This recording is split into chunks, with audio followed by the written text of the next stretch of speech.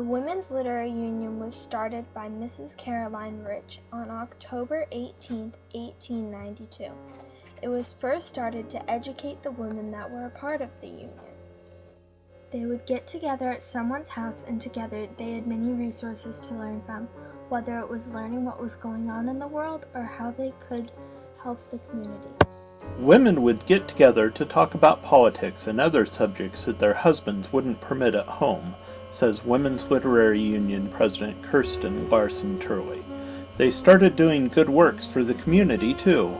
The idea caught on rapidly, and it ultimately came to Maine. North by East Magazine, 2011.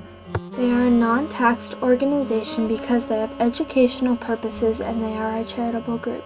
The Women's Literary Union wants to increase the mental capacity of the community culturally and educationally. They are housed in the Horatio G. Foss House on 19 Elm Street. The Women's Literary Union takes care of the house since it is a nationally registered historic house and it was turned into a museum.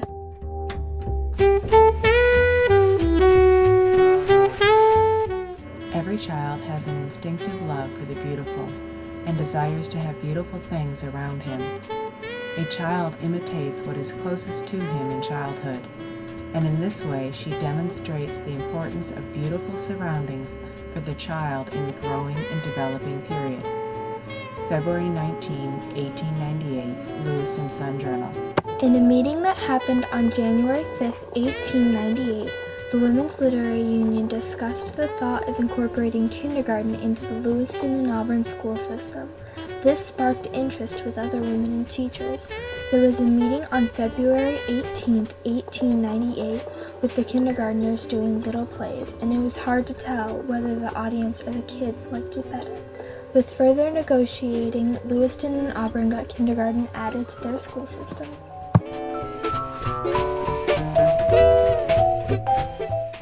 The Women's Literary Union of Androscoggin County is taking hold of the playground movement in earnest.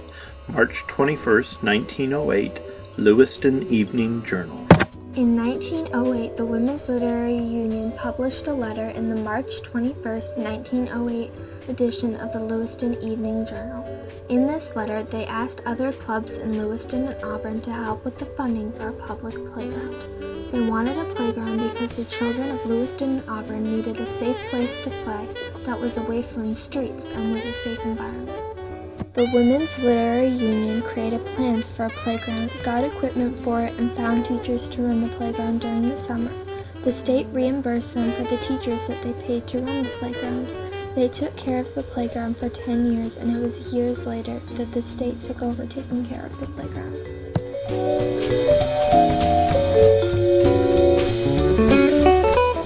Looking out into the open fields of opportunity and possibility, we were convinced that in the children's playground movement, as in the educational work, we could well cooperate with our state federation.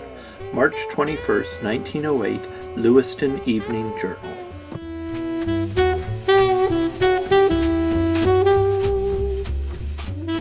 Jacob Riis put it epigrammatically when he said, "The child without a playground is father to the man without a job." That is the work of the child, his proper and serious occupation in his play.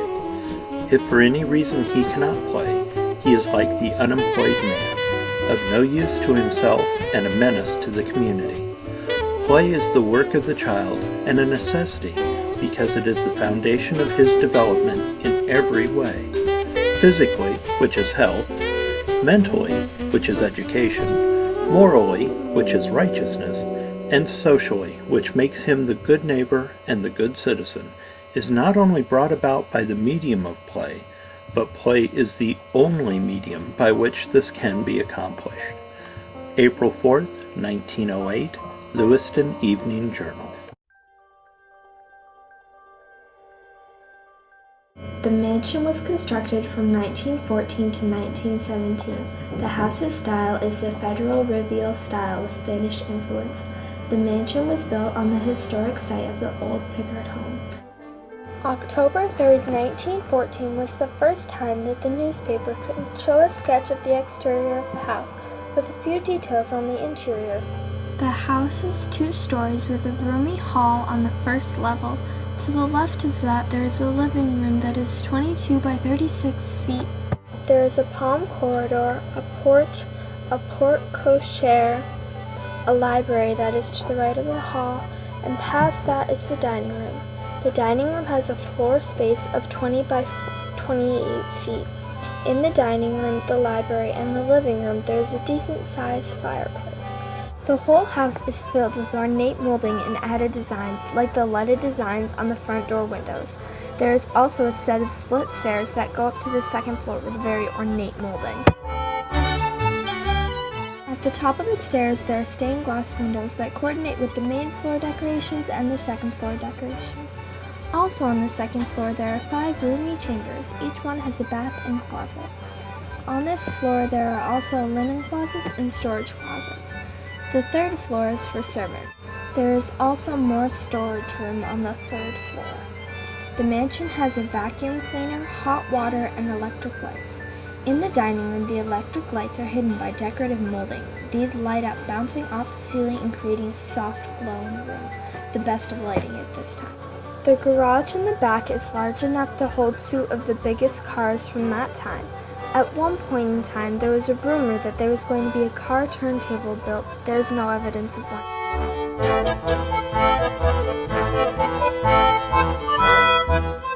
Ella bequeathed the mansion to the Union in her will after she died, along with $25,000 in 1941. Ella and Horatio had decided that whoever lived longer would give the estate to their favorite club, and Ella lived longer.